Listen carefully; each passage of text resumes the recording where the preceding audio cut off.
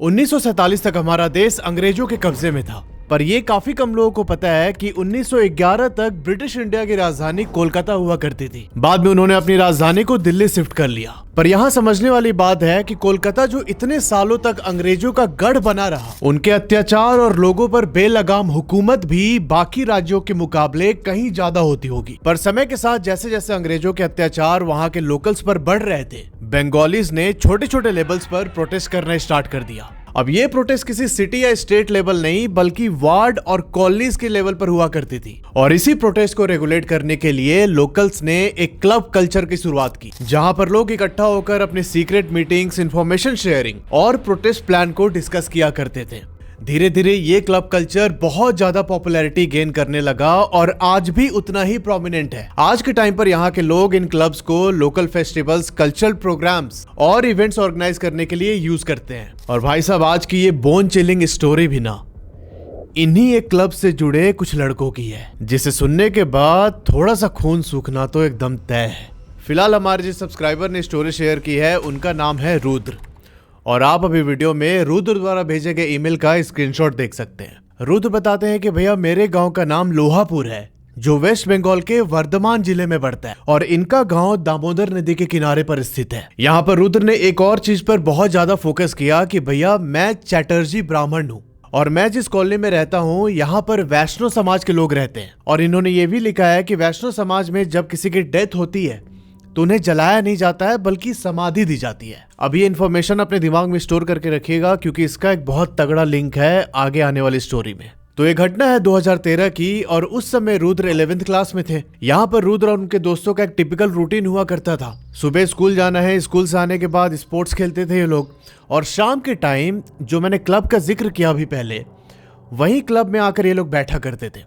वहां बैठ के अपनी बतकही होती थी, और फिर खाना खाने के समय ये सब अपने अपने घर चला जाया करते हैं। अब जिस क्लब में रुद्र की गैदरिंग होती थी वो वैष्णव समाज का क्लब था। अब हर दिन की तरह रुद्र अपने दोस्तों के साथ एक संडे को अपने क्लब में बैठा हुआ था शाम के टाइम, और तभी इनको खबर मिलती है कि इनके मोहल्ले की एक लड़की ने सुसाइड अटेम्प्ट किया है। उसकी उम्र कोई 18-19 साल की थी। ये खबर सुन के ये सब दौड़े दौड़े उसके घर पर जाते हैं, और जब ये लोग घर पर पहुंचे तो पता चला कि लड़की को उसके घर वाले हॉस्पिटल लेकर गए हैं। अब कुछ टाइम वहां बैठने के बाद रुद्र और उसके दोस्त अपने अपने घर चले जाते हैं। 2 दिन के बाद मतलब ट्यूसडे को ये लोग फिर से फुटबॉल खेलने के बाद अपने उसी क्लब में बैठे हुए थे, बातचीत चल रही थी, और तभी इनका दोस्त भागते हुए आता है इनके पास और बोलता है कि तुम लोग को पता चला वो लड़की सुसाइड अटेम्प्ट की थी ना, वो मर गई। अब ये सब लोग दोबारा उस लड़की के घर पर पहुंचे, और जैसा मैंने बताया था कि वैष्णव समाज के लोगों को यहाँ समाधि दी जाती है, ठीक वैसे ही उस लड़की को शमशान घाट ले जाके ये लोग समाधि दिलवा देते हैं। अब एक बार थोड़ा सा ना गांव की ज्योग्राफी समझना।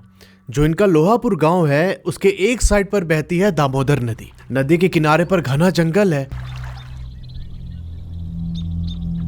और दूसरी तरफ गांव तक आने के लिए रास्ता बना हुआ है जो नेशनल हाईवे से कनेक्ट करता है गांव को। जो उस लड़की ने सुसाइड किया था उस घटना को अभी 3.5 महीने ही बीते थे। दिसंबर का टाइम चल रहा था, और हर बार की तरह रुद्र अपने कुछ दोस्तों के साथ वही क्लब में बैठा हुआ था। अब जैसे से रात हो रही थी, इसके बाकी दोस्त वहां से उठ के अपने अपने घर जाने लगे। लास्ट में सिर्फ रुद्र और उसका एक और दोस्त जॉय, सिर्फ ये दोनों उस क्लब में रह गए थे। अब इनको आपस में बातचीत करते हुए थोड़ा टाइम हो गया, और जब जॉय की नजर पड़ी घड़ी पर, तब इसने देखा कि 9:30 बज रहे हैं। इसने बोला रुद्र को कि भाई 9:30 बज चुके हैं, चलते हैं घर वापस। रुद्र बोला ठीक है। अच्छा, एक चीज और समझना कि ये जो क्लब है इसके अंदर एक कमरा है और एक हॉल। यहाँ जॉय बोलता है रुद्र को कि भाई मुझे ना सुसु लग गई है, तो एक काम कर, तू ना क्लब का गेट बंद कर दे, तब तक मैं पीछे सुसु करके आता हूँ। रुद्र ने बोला ठीक है। इसने पहले अंदर का कमरा लॉक किया, और उसके बाद जब ये बाहर निकल रहा था क्लब से, तो ऑब्वियसली जो लाइट जल रही थी इसे लाइट ऑफ करना था। रुद्र ने क्लब का लाइट ऑफ किया। अब जैसे ही इसने सारे लाइट्स ऑफ किए, जो क्लब के पीछे रोशनी हो रखी थी वो भी बंद हो जाती है। एकदम घनघोर अंधेरा, और उधर ही क्लब के पीछे जाके जॉय सुसु कर रहा था। रुद्र अभी यहाँ क्लब से बाहर निकल के मेन गेट पे ताला लगाने लगा, और इसी बीच जॉय भागते हुए आता है रुद्र के पास। वो एकदम घबराया हुआ था, जब रुद्र ने उसे देखा तो बोला कि भाई क्या हो गया, तू इतना घबराया हुआ क्यों है, कुछ दिख गया क्या तुझे? तो इस पर जॉय बोलता है कि भाई कुछ नहीं, जल्दी ताला बंद कर, यहां से चल जल्दी। और ऐसा बोल के वो रुद्र का हाथ पकड़ के सीधा घर की ओर चला जाता है। अब अगले 2 दिनों तक जॉय अपने दोस्तों के साथ खेलने नहीं आया। इनको लगा कि मैं भी कहीं बिजी हो गया हो। फिर तीसरे दिन रुद्र ने कॉल किया जॉय के घर कि भाई क्या हो गया, कहाँ गायब है? तब जॉय बोलता है कि भाई मेरा ना पिछले 2-3 दिन से तबीयत बहुत खराब है। रुद्र ने बोला कि ठीक है, सर्दी का टाइम है, हो सकता है तुझे कोल्ड फीवर ऐसे हो गया हो। तब जॉय बोलता है कि भाई नहीं रुद्र, एक काम करना, तू मेरे घर पर आ, कुछ बात करना है तेरे से। रुद्र ने बोला ठीक है। शाम के टाइम करीब 8 बजे के आसपास रुद्र क्लब से निकल के सीधा जॉय के घर पहुंचता है। जब ये जॉय के कमरे में गया तब जॉय से बोलता है कि भाई रूम का दरवाजा बंद कर। रुद्र बोलता है इससे कि क्या हो गया रे, तू ऐसे क्यों बिहेव कर रहा है? तब जॉय ने बोला कि उस दिन क्या हुआ था पता है? तो रुद्र ने बोला किस दिन? जॉय बोला कि वही लास्ट डे जब मैं क्लब में आया था, तू क्लब के गेट का लॉक लगा रहा था, मैं सुसु करने गया था, तब से ही मेरा यह हाल हुआ है। तब रुद्र यहाँ थोड़ा सीरियस हो गया, बोला कि क्या हो गया था भाई, बता तो एक बार, उस रात भी तूने कुछ नहीं बताया। और फिर जो जॉय ने बोला ना भाई, उसे सुन के रुद्र के रोंगटे परपेंडिकुलर हो गए एकदम। पर जो जॉय ने बताया उसे जानने से पहले एक चीज समझना, जो इनका गांव वाला क्लब था उसके ठीक पीछे एक ग्वाल है बड़ा सा, जहां पर गाय वगैरह रखा जाता है, और उस ग्वाल के पीछे एक बड़ा सा ग्राउंड। जॉय ने बोला कि भाई मैं क्लब के पीछे उधर सुसु कर रहा था और सामने जो ग्वाल घर है उसकी ही तरफ मेरी नजर थी, क्योंकि उसके अंदर एक छोटा सा बल्ब जल रहा था तो थोड़ी रोशनी हो रखी थी उधर। मैं उधर ही देखते हुए सुसु कर रहा था, और फिर थोड़ी देर देखने के बाद मैं सुसु करने लगा ऐसे नीचे देखते हुए, और कुछ सेकंड के बाद जब दोबारा मैंने ग्वाल घर की तरफ देखा तो भाई मैंने पाया कि उस ग्वाल घर के अंदर ना एक लड़की खड़ी है, और उसका बाल पूरा खुला हुआ था, और वो ना मेरी तरफ ऐसे उंगली पॉइंट करके मुझे घूर रही है। भाई मैं बहुत डर गया, इसके लिए भाग के आ गया तेरे पास। फिर रुद्र बोलता है कि अरे इतना अंधेरा था, कुछ और देखा होगा तूने, गलतफहमी हो गई होगी। तब यहाँ जॉय बोलता है कि नहीं भाई, वो लड़की कोई और नहीं बल्कि आदिति थी, वही लड़की जिसकी सुसाइड करने से जान चली गई थी। अब ये बात सुनते ही रुद्र के अंदर एकदम करंट दौड़ गई, क्योंकि भाई जो वो ग्वाल घर था ना वो आदिति के घर वालों का ही है। रुद्र यहाँ एकदम कांपते हुए बोला कि भाई तुझे कोई गलतफहमी हुई होगी, आदिति कैसे हो सकती है वो? तब जॉय बोलता है कि तुझे याद है कुछ पिछले 2 महीने से क्या हो रहा है? जो आदिति के घर वालों ने अपने ग्वाल घर में 2 गायें रखी थी, उन दोनों गायों की डेथ हो चुकी है। ऐसा कैसे हो सकता है कि दोनों गाय 2 महीने के अंदर मर गई? नेचुरल डेथ तो नहीं हो सकती ना वो। अब ये सारी बात सुनने के बाद रुद्र को समझ तो आ रहा था कि कुछ गड़बड़ है, पर ये जॉय को ऐसे कन्विंस करने में लग गया कि नहीं ये तेरी गलत फहमी है और गाय किसी और कारण से मर रही होगी। और ऐसा बोलने के बाद इन दोनों ने उस मैटर को वहीं क्लोज कर दिया। पर भाई साहब अब यहीं से असली खेला चालू होता है। अब इस घटना के 1.5 हफ्ते के बाद जॉय पहले के जैसा नॉर्मल हो जाता है। अब ये अपना नॉर्मल रूटीन फॉलो करने लगा, जैसे स्कूल जाना, फिर उसके बाद स्पोर्ट्स खेलना और जाके क्लब में बैठना। और यहाँ रुद्र और जॉय ने ये सारी बातें अपने बाकी दोस्तों के साथ शेयर की, पर किसी ने बहुत ज्यादा सीरियसली लिया नहीं। कैसा होता तो हम लोग को भी तो दिखाई देती, जैसे मेरे कमेंट सेक्शन में लोग बोलते हैं कि भाई हम भी तो उस रास्ते से इतनी बार गए हैं, हमें तो कुछ नहीं मिला। तो भाई साहब ये भूत प्रेत और आत्माएं कोई चिड़ियाघर के जानवर तो होती नहीं है जो सबको इंटरटेन करने के लिए बैठी रहेंगी। वो तो कभी कभार कुछ जगह से क्रॉस कर रहा है, उसके एनर्जी उसकी फ्रिक्वेंसी मैच की, उस टाइम पर हो सकता है वो स्पिरिट भी उधर हो, जो आदमी ट्रैवल कर रहा है उसकी एनर्जी थोड़ी सी लो हो, तब ये चीज़ें अट्रैक्ट होती हैं। सबके साथ नहीं होता ये चीज़। खैर अब कहानी पर वापस आते हैं। जॉय वाली घटना के कोई 1.5 हफ्ते के बाद इन लोगों ने डिसाइड किया कि यार आज रात को क्लब के अंदर पार्टी वार्टी करते हैं। इन सबका प्लान बना के ठीक है चिकन लेके आएंगे और क्लब के अंदर ही बैठ के अपना बनाएंगे और आराम से म्यूजिक चला के अपना खाना पीना करेंगे और फिर देर रात अपने अपने घर लौटेंगे हम लोग। अब ये लोग चिकन की दुकान पर जाके कच्चा चिकन कटवा के अपने साथ लेके आते हैं क्लब हाउस। रुद्र बताते हैं कि एकदम फ्रेश चिकन हम लोग लेके आए थे जिसमें अभी खून भी लगा हुआ था। तो हमने उस चिकन को उठा के एक बड़े प्लेट में रख दिया और वो प्लेट हमने जमीन पर रखा हुआ था। हमारे 2 दोस्त ग्रोसरी का सामान लाने के लिए गए हुए थे बाहर दुकान पे और 2-3 लोग वहीं क्लब के अंदर खड़े होकर अपना आपस में बातचीत कर रहे हैं कि जब ये बाकी दो सामान लेके आ जाएंगे तब हम लोग बनाना स्टार्ट करेंगे। अब ये लोग बातचीत कर ही रहे थे कि अचानक जो इनका एक दोस्त था सोम, उसकी नजर पड़ती है चिकन पे। भाई इसने अपने बाकी दोस्तों को भी बोला कि यार वो देख क्या हाल हुआ चिकन का। इन लोगों ने देखा कि वो पूरे चिकन का पीस जितना भी लोग लेके आए थे वो पूरा जमीन पे गिरा हुआ है।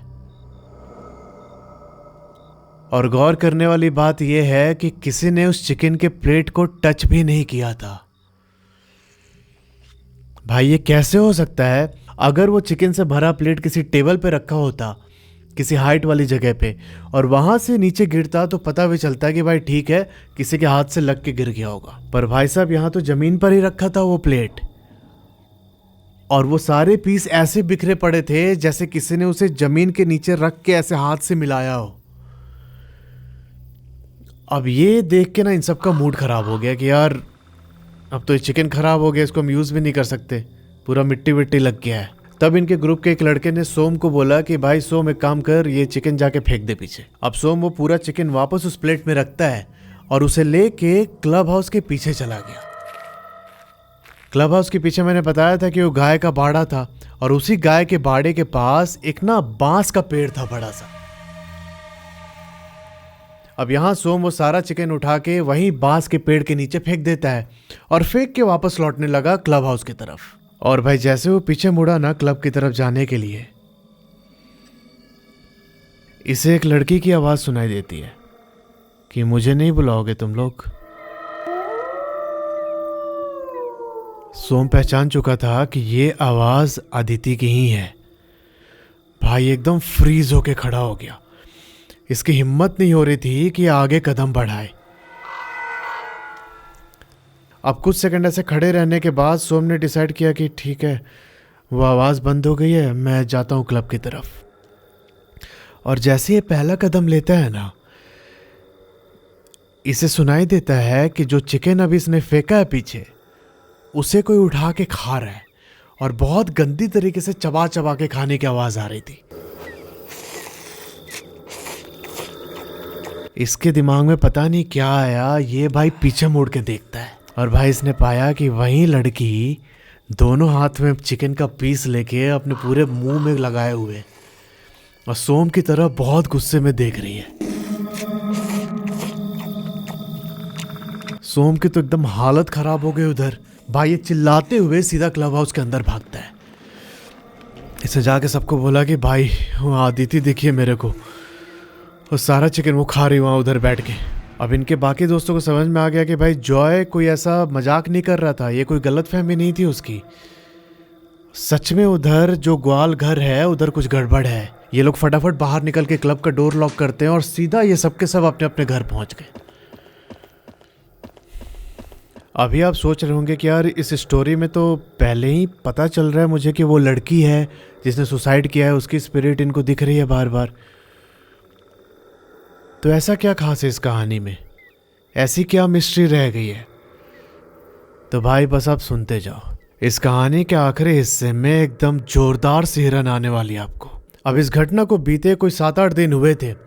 जनवरी का टाइम आ जाता है और इस टाइम पर इस एरिया में क्रिकेट टूर्नामेंट चालू हो जाते हैं और ये टूर्नामेंट रात के टाइम चलते हैं। बहुत सारे गांव इस टूर्नामेंट में पार्टिसिपेट करते हैं और अपनी गांव की टीम को सपोर्ट करने के लिए गांव के लोग भी रात रात भर ग्राउंड में इकट्ठा होकर वो मैच देखते हैं। अब इसी दौरान जनवरी मिड में एक क्रिकेट टूर्नामेंट चल रहा था।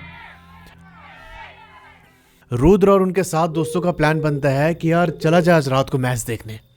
और ये मैच इनके गांव के 2 गांव पार करने के बाद एक ग्राउंड आता है, उस ग्राउंड में हो रहा था। अब ये 7 दोस्त 4 बाइक पर बैठकर उस ग्राउंड में पहुंचते हैं रात को मैच देखने के लिए। उनको वो मैच देखते हुए 2 घंटे बीत चुके थे और अभी रात के बज रहे हैं 11:15।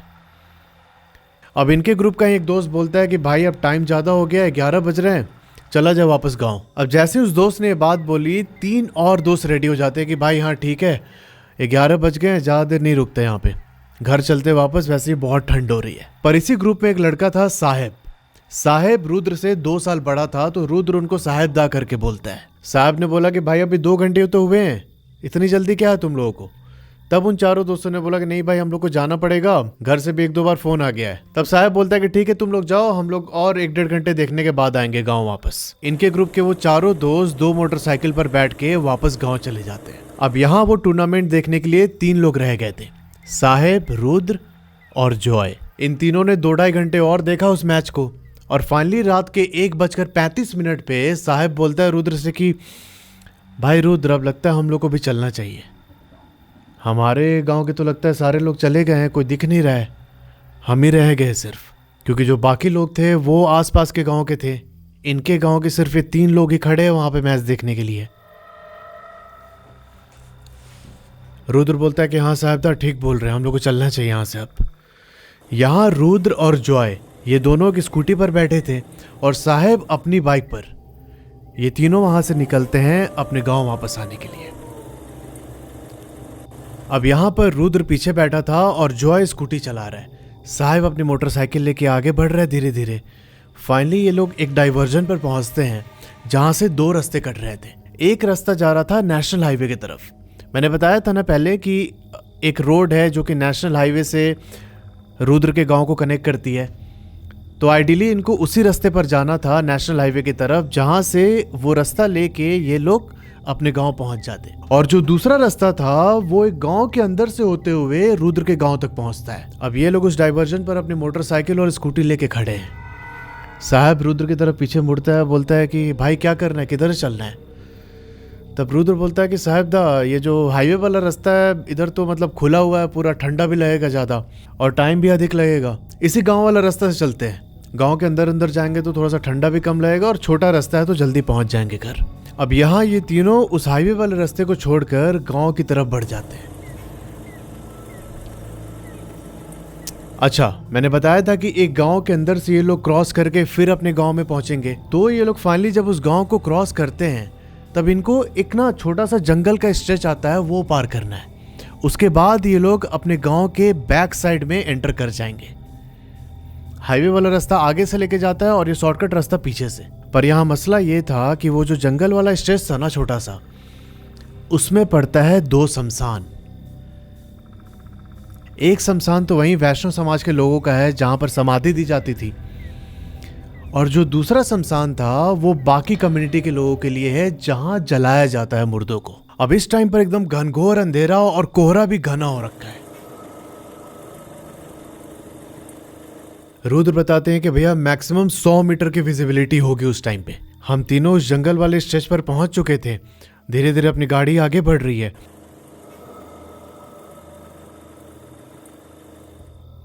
हमारे दिमाग में सिर्फ ये था कि जल्दी से हम ये वाला स्ट्रेच क्रॉस करके अपने गांव के बैक साइड में एंटर कर जाएं। पर भैया उस रास्ते पर चलते चलते जब हम उस शमशान के पास पहुंचे ना जिसमें लोगों को जलाया जाता है, मुझे दूर से दिखाई दिया कि उधरी साइड में जो वो जंगल था, जंगल से थोड़ा सा बाहर निकल के रोड के बिल्कुल करीब एक ना 20-22 साल का लड़का खड़ा है।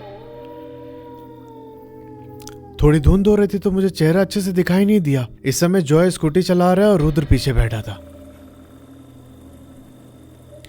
और इनकी स्कूटी से कोई 50-60 मीटर पीछे साहब अपनी मोटरसाइकिल पर आ रहा है। रुद्र बताता है कि हम थोड़ा सा और करीब पहुंचे उस लड़के के, तब हमें उसका चेहरा हल्का फुल्का दिखाई देना स्टार्ट हुआ,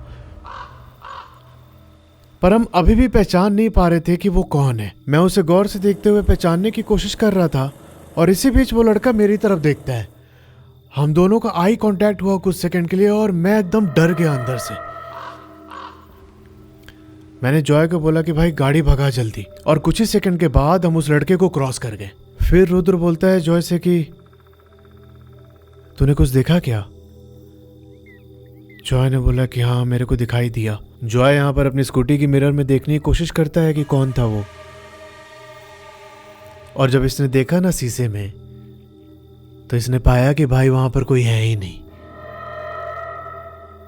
अब ये लोग कुछ समझ ही पाते हैं कि पीछे से अचानक साहेबदा चिल्लाते हैं कि रुद्र, मेरी मोटरसाइकिल पर पीछे इतना लोड क्यों लग रहा है, मुझे बहुत भारी हो गया मेरा बाइक। रुद्र बिना पीछे मुड़े बोलता है कि साहेबदा प्लीज कुछ भी मत बोलिए, चुपचाप अपनी मोटरसाइकिल आगे बढ़ाते रहिए, और कुछ भी हो जाए आप पीछे मुड़ के मत देखिएगा। अभी इनको अपने गांव पहुंचने में कोई 10 मिनट का टाइम लगने वाला था। घड़ी में बज गए थे 2:30। ये लोग अपनी बाइक और स्कूटी आगे बढ़ा रहे उस रास्ते पे। रुद्र बस भगवान से यही प्रे कर रहा था कि कहीं साहेबदा पीछे मुड़ के ना देख लें। और इसी बीच ना साहब अपनी मोटरसाइकिल रोक देता है। इसने रुद्र को आवाज दिया कि भाई रुक।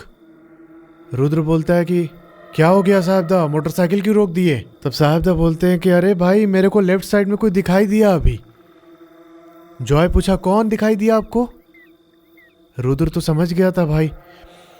रुद्र बोलता है कि साहेबदा कुछ भी हो जाए नाम मत लीजिएगा उसका। साहब यहाँ पर रुद्र की बात मानते हुए अपनी मोटरसाइकिल स्टार्ट करते हैं और उनकी स्कूटी के पीछे पीछे चलने लगे। अब कुछ दूर पर ही दूसरा वाला शमशान भी था जहां पर वैष्णव समाज के लोगों को दफनाया जाता है। और उस शमशान के पास पहुंचते ही साहब की मोटरसाइकिल बंद हो जाती है।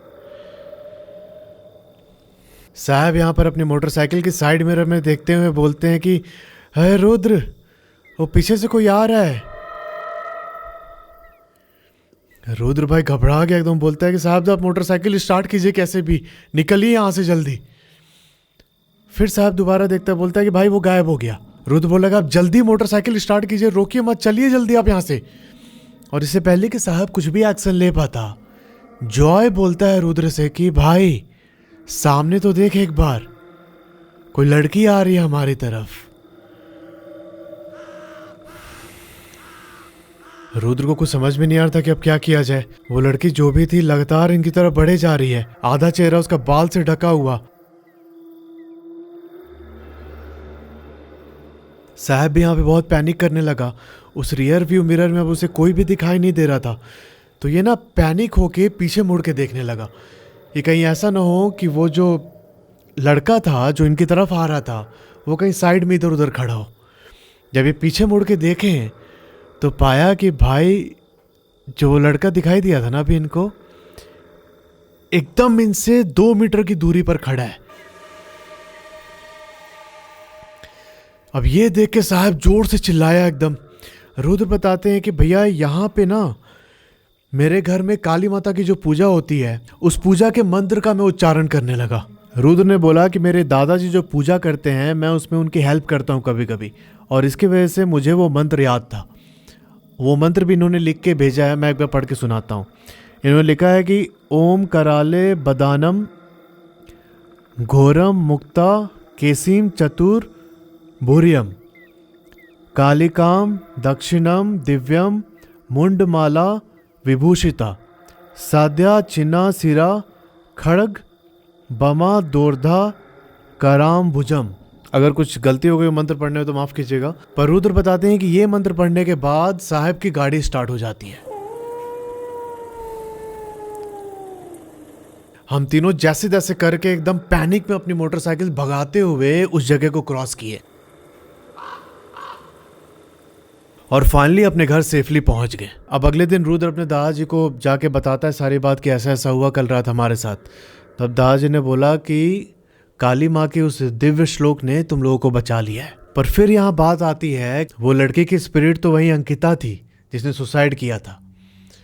पर फिर इनको पता चला कि जो वो लड़का था जिसको साहब ने देखा था और इन लोगों ने भी देखा था शमशान के बाजू में, उस शमशान में जहां पर लोगों को जलाया जाता है, वो लड़का अंकिता का लवर था।